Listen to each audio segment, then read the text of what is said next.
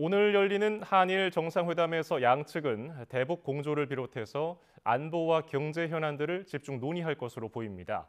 특히 후쿠시마 오염수 방류와 한일 청년 교류를 위한 공동기금 설립 방안 등이 대화의 테이블에 오를지 주목됩니다. 조수현 기자입니다.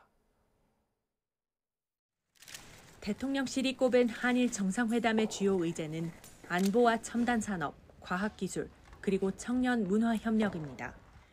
이 가운데 최우선 화두는 안보 분야가 될 가능성이 큽니다. 북핵 위협이 갈수록 고조되는 상황에서 북한 미사일 정보 탐지와 대응 등 한일 양국 간 협력 강화 방안이 다뤄질 것으로 보입니다. 지난 한미 정상회담에 이어 인도태평양 지역 내 주요국 간 전략적 공조의 필요성이 강조될 수도 있습니다. 안보 협력의 필요성을 얘기를 하고 그리고 거기서 조금 더 나간다면은 사실은 한일 관계가 아주 안 좋아지기 전에 했던 한일 간의 그런 협력안들이 있습니다. 그러니까 다양한 협의체들이 좀 있었고요. 그리고 예를 들어 함정의 상호 방문 같은 것은 이루어졌었는데 아마 그 정도 수준까지 얘기가 될 것이고. 다시 물꼬를 트기 시작한 경제 분야도 관심 의제에서 빼놓을 수 없습니다. 단순히 교류 확대에서 나아가 반도체와 배터리 등 미래 핵심 산업의 공급망 협력을 통해 양국이 공동 이익을 내는 방안을 모색할 것으로 예상됩니다. 반도체 배터리 분야라든지 이런 소부장 분야에 있어서 서로 협력을 해가면서 개발을 해나가야 되는 것이 아니냐라는 큰 의견이 나오고 있는 것이 사실입니다. 그래서 이제 공급망 관련 이슈가 아마 가장 중요하다라고 말씀드릴 수 있겠고.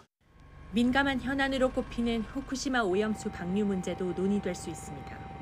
현재 금지 상태인 후쿠시마 수산물 수입 문제는 거론되지 않겠지만 오염수 관련 조사를 양국이 함께하는 것에 대해선 협의 여지가 있습니다.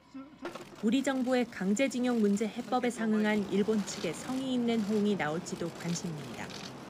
기시다 총리가 김대중 오부치 선언 등 과거사에 대한 기존 입장을 다시 표명할 가능성이 거론되긴 하지만 당장 가시적인 성과가 나올지는 미지수입니다.